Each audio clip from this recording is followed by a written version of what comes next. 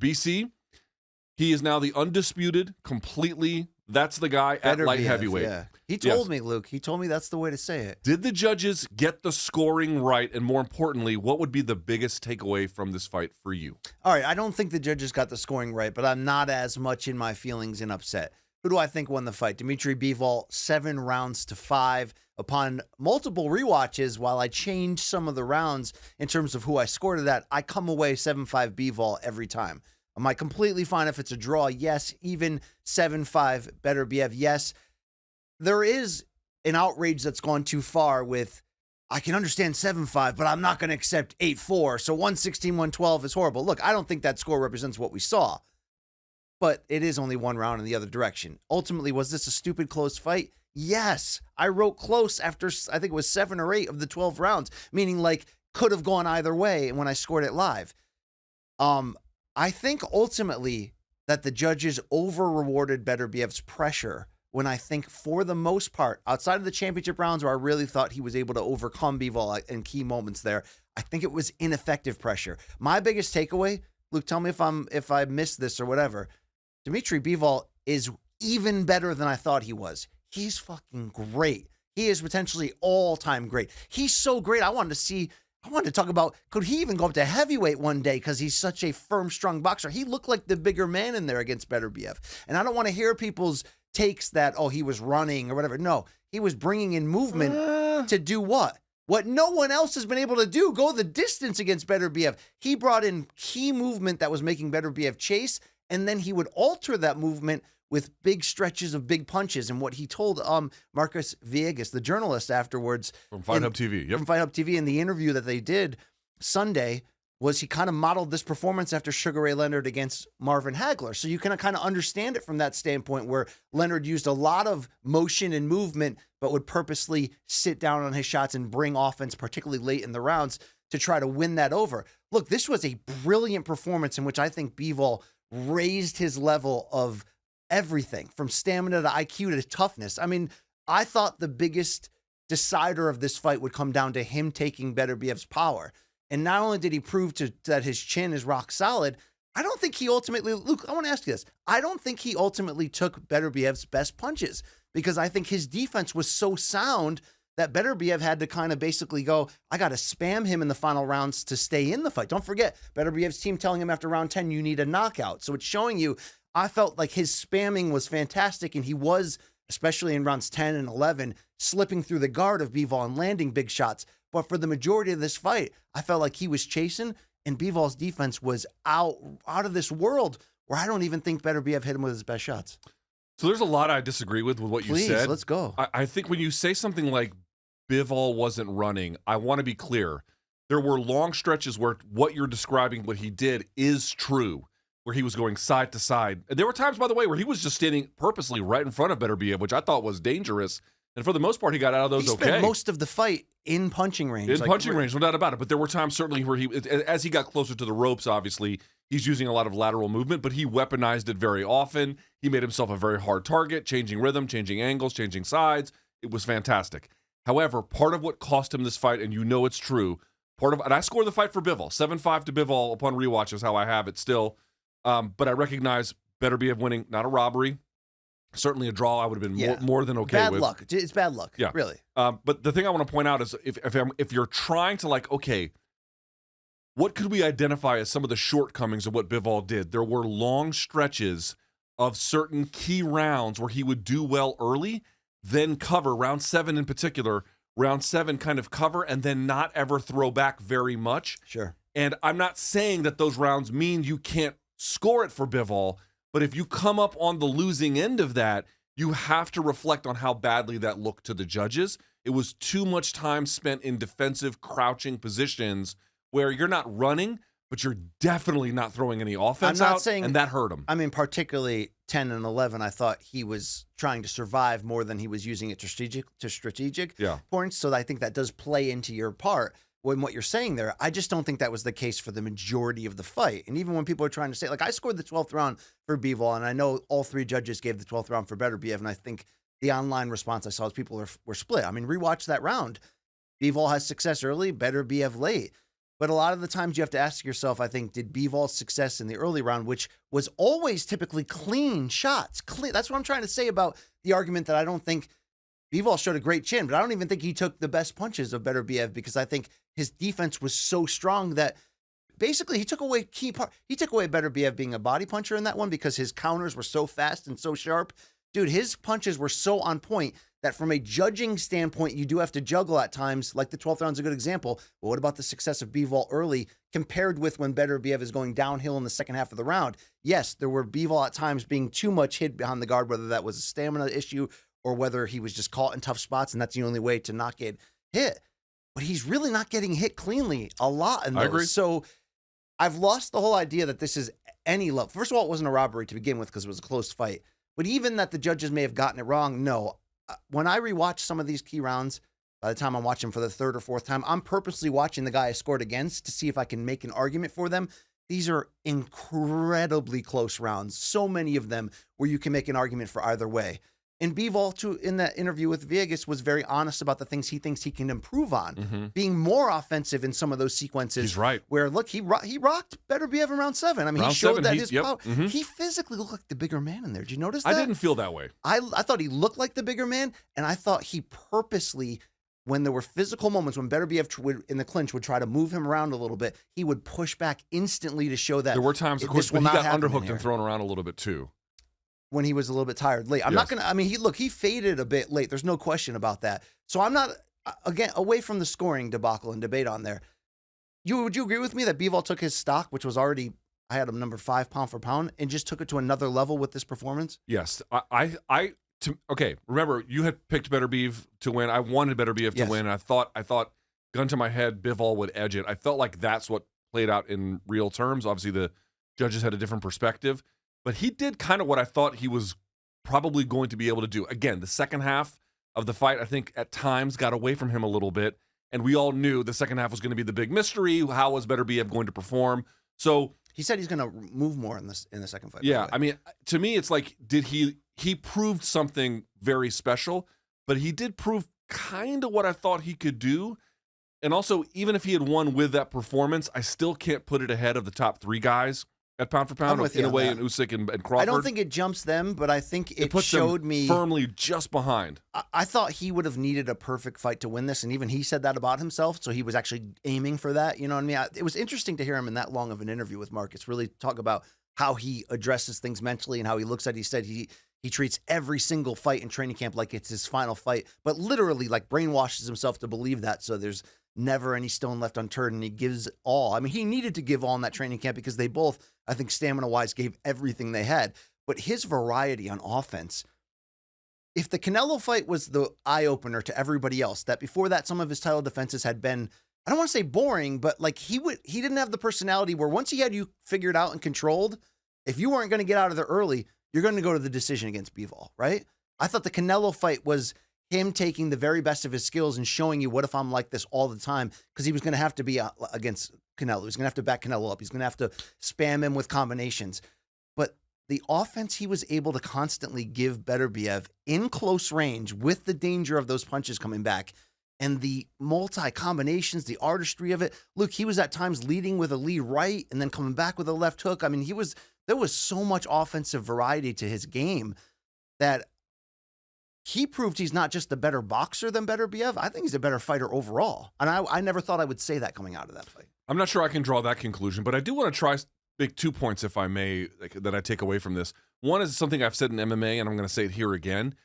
We're trying to figure out, okay, if you're like me and you watch that, is a draw acceptable? Yes. Is 7-5 acceptable for Beterbiev? Yes. And then, by the way, I know you mentioned, like, well, 8-4 is one more round. 2 things I would say to that. Yeah, but which other round would it be? And also, the notion that you can watch that fight and find only 4 rounds for Bivol seems insulting. And to that point, if I may, let's get, if we can, Long Island Luke, Eddie Hearn spoke to this. And I got to tell you, I know that Eddie Hearn is backing his guy, essentially. This made a lot of sense to me. Here's what he said after the fight. Can't hear it. Can't hear it. Well, let's take it off the screen if we can't hear. We're going to have to start over. We'll go back to that when they're ready. Let me know when you guys are ready with that. Oh, for fuck's sake. The clip I sent had audio. I just want to be clear about that. All right. Well, whatever. He was dumbfounded that someone could only find 4 rounds for He Bivol. said this guy worked his whole life to become undisputed champion. You And they took it give- from they him. took- Yeah. So I want to be clear. Like I don't have any issue with Beterbiev winning, but 2 things I want to say in response to all of this. First thing I'm going to say is commissions never give us a sense of why people scored fights the way that they did, and it's very difficult to know. Remember, you made this point in the Tyson Fury and Ngannou fight. In MMA, we don't score ring generalship until other factors are all equal. Yeah. That is not how it works in boxing. Defense too. And defense as well. Defense is positively scored in boxing. It is not positively scored in MMA. So for that reason, it is very hard to know round to round how the judges interpreted the fact that Beterbiev was the guy at all times basically in center and stalking. Sure. But of course, at times, he was going downhill on Bivol, and at other times, he was getting chewed up by Bivol, Yep. even though Bivol was on the outside. What I'm trying to point out to you is it's very hard to know how much that mattered because they won't speak to us. This is the point I want to make. The commissions have to realize that they need somebody, one representative, to start explaining scorecards. And what they think is going to happen is that there's going to be backlash, which there will be, of course.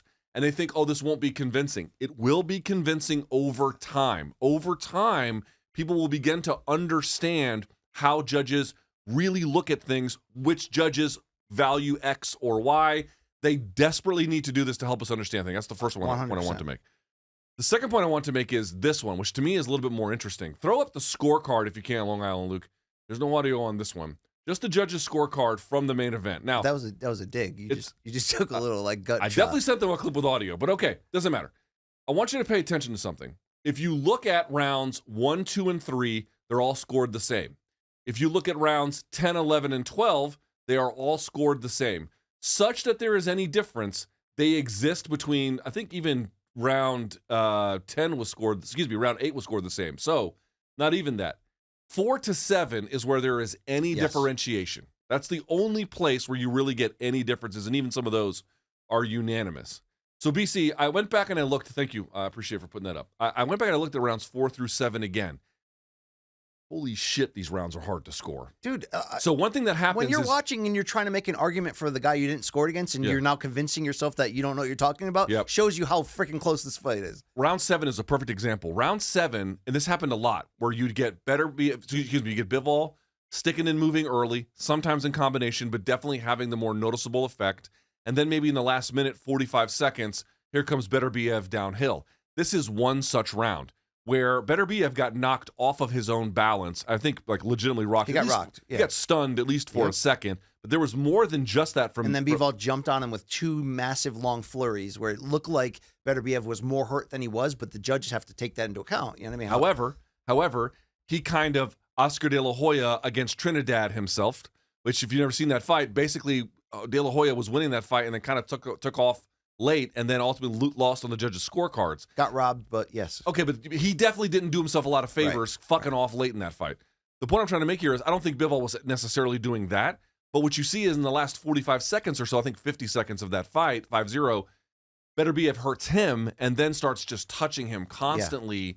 And it's like, without a judge explaining how much ring generalship mattered in that one or defense mattered in that one, if you're just left to score the offense, it is virtually impossible to score that round in any kind of unanimous way. True or false? True. I mean, I was telling you that this was a specific fight where upon multiple rewatches, I now say, I don't think you can, like, we can all score it and we could all, if we wanted to, try to count the punch numbers, which CompuBox has built a reputation and a great business on.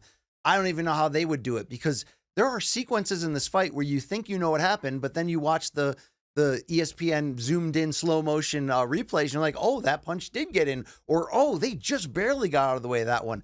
I don't remember a fight with this level of craftsmanship on both sides where it was this much of a high speed chess where you actually need the slow motion replays to begin to differentiate. So again, it takes me away from the idea that I don't think there was controversy. I don't think anyone was paid off or anything like that. I just thought maybe they got it wrong.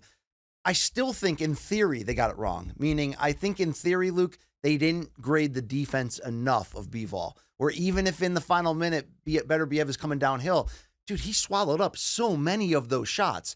4 and 5 punch combos, only one is getting through. I get that that's an argument to keep him in the round.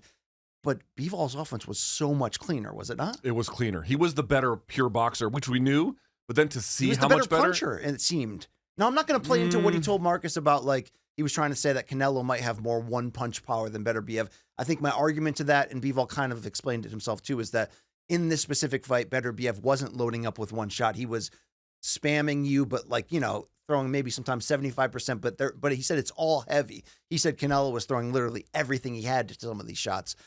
But I thought when you have the first item when you're judging boxing is clean and effective punching, not damage. Clean and effective punching. Yes.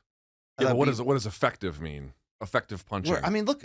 So that was where it's moving people. So that's another problem that Bivol had. Not all the time. For example, in round 7, when he knocks him off of his balance, that was a huge shot that he landed. But there's a couple times where you could see him land cleanly. But the problem is, like, over time, it barely ever deterred Beterbiev. And I wonder, again, without them giving us more information, it is very difficult for us to know. However, one could surmise, if they wanted to, that because Bivol was landing cleaner and then more continuously, at least in the early parts of some of those middle to later rounds, but it didn't really slow Beterbiev down. Right. They may have been like, well, and also here's another thing I'm going to point out. I know Tim Bradley was getting killed for the commentary. He was pro Beterbiev. Super pro Beterbiev. Yeah. Guys, I'm not good at calling boxing, and I know that, but like we've done it before, and if it's way easier to do it when it's right in front of you. It's actually much harder than it looks when you're doing it in a studio. You have no idea how much you miss. Another thing that we just don't really know, BC, is those judges were right there, and they probably heard the impact of some of that stuff.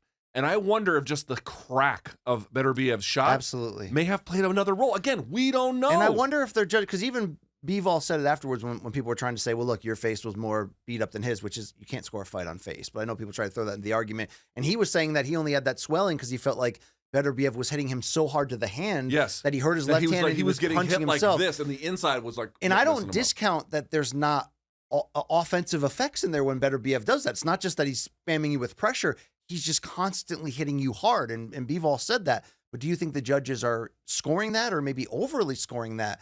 Where it's like that's that gray area where it's hard to know. I've talked about this before. It's the Diego Sanchez versus Martin Kampmann effect. It's an MMA reference. I know I usually try to keep my boxing references for boxing fights. But we made this point before. We have a bi crowd. They go both ways. They do go both. Both places they'll go. You know what I'm saying? Top or bottom.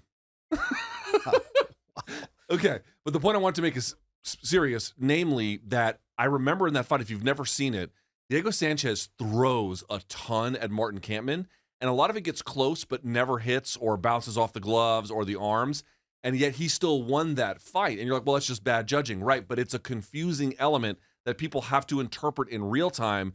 If you're just busier than the other guy, or at least busier in spurts, which is what Beterbiev was, I would say that there was like a steady drip from Bivol, but then there was like, I'm not going to call it avalanches, but like the faucet turned on for Beterbiev. And I wonder if that is simply more memorable or just stands out in the minds of judges. Again, people want to be like, this was a terrible decision. I think it is very difficult to find 8 rounds for Beterbiev. I really do believe that. On the other hand, it is not difficult necessarily to find a winning or certainly a drawing scenario. And so for that reason, by the way, there's a couple of rounds that could have been 10-10 too. Like we don't talk about that they probably should have been. And I don't think 10-10 should be a thing. And they don't teach that you should do 10-10. I understand they don't like it, but like here's one of those fights where it seems kind of appropriate. I hear what you're saying. There are rounds that are just like, who won who that? the fuck could you possibly But I want to ask hold on, no. I got one more. It's a test I wanted to give you. Okay. No one does it this way, and it's not a way that I'm asking it to be done. But I wonder what answer you might give. Imagine you had to judge that Pride style, Pride Fighting Championships. So you have to judge it as a whole. If you're judging the bout as a whole, who's the winner? I think Bivol. I think it's a draw if you do it as a whole.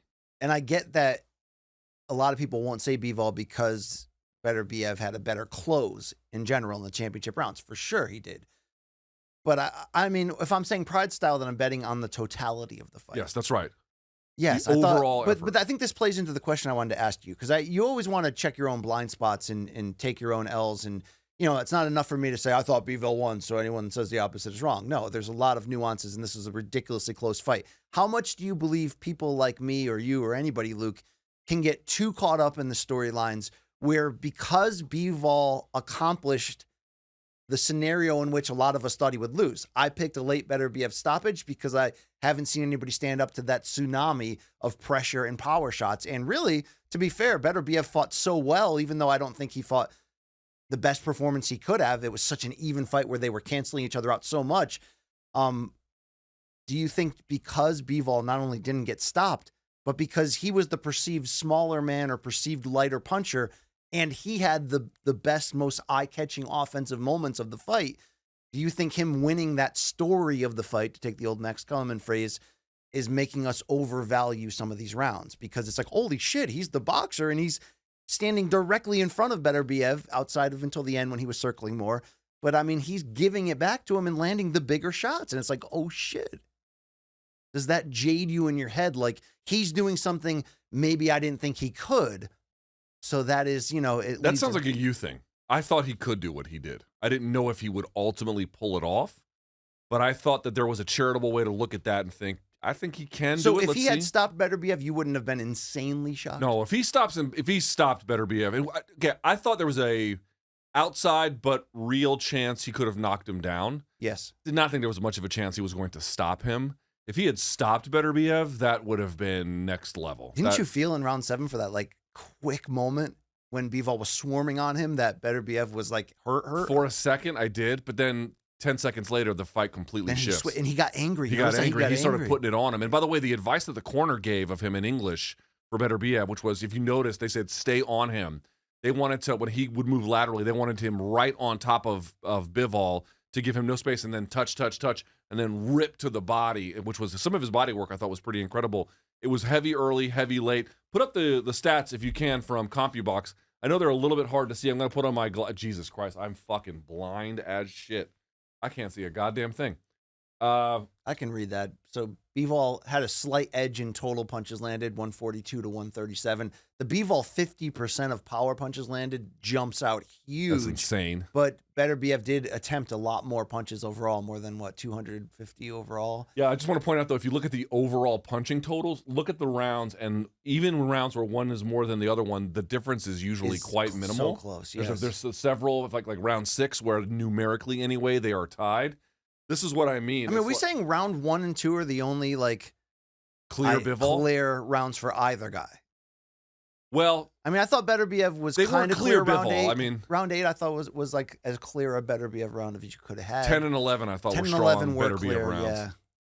12 is a swing round for me. Okay, so there's more than I thought there, but I mean, so for all that talk that I did trying to sway why Bivol should have won, what are we missing on what Beterbiev did from championship guile and knowing how to win fights to be able to make sure he did win this one?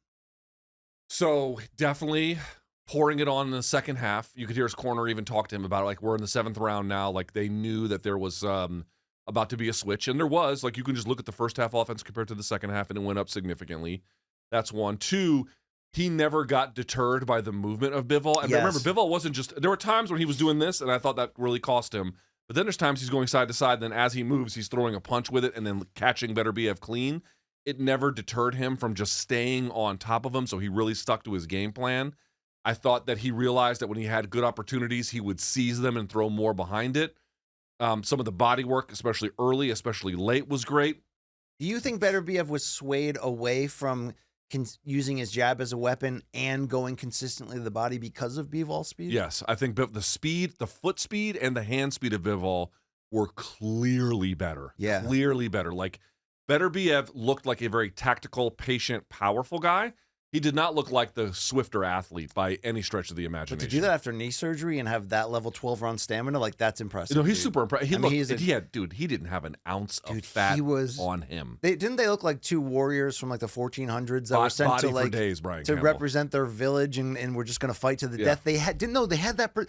Some people were tweeting, this is the best of what Russian boxing could be. And shout out to a country producing these two great champions. No doubt about it. Regardless of war affiliations at the moment and all of that.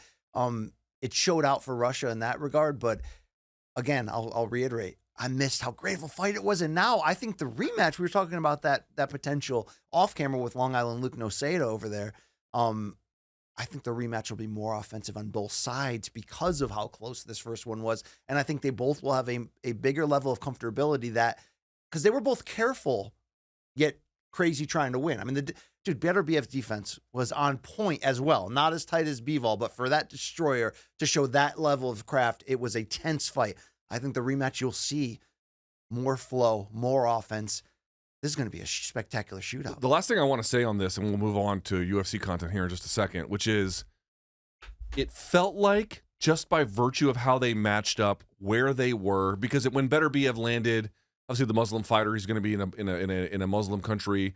There's no problem with that, but of course he's going to be cheered a little bit more when he lands or when he moves downhill. This is one thing that I think really bothers us. One, BC, like there was a draw and on the scorecards, fine, 7-5 I can live with, but there was no scorecard that reflected how great Bivol did. You're right. And that's just like really... That's why I said raw deal, almost like difficult bad to swallow. luck. But there's something else to it too, which is that, and that we had known this on the commentary, Tim Bradley had said it as well, which was, in order to win this, Bivol has to fight a perfect fight. Yeah. And he didn't fight a perfect fight, and he lost. But the thing I want to say is, we almost set it up like, in order to get to the finish line, Bivol has to do more and be better than Beterbiev does. And I think that is true. It is true that like the task that Bivol had in front of him was much more difficult in a sense, given the style matchup and given the strengths, than the task that Beterbiev had. Now, beating Bivol is not some easy task, but like round over round, minute over minute, more is expected of Bivol. And so I kind of feel like he had more to deal with, and the fact that that also isn't reflected in the scoring just doesn't sit right. No, that's a good way to kind of say what is the fuel of what we're feeling right there. But but I think it played out that way because the judges ultimately valued what they felt were more thudding, powerful shots from Beterbiev. So he did need to be perfect, and I think that's why the rematch will be even better because he'll be more offensive.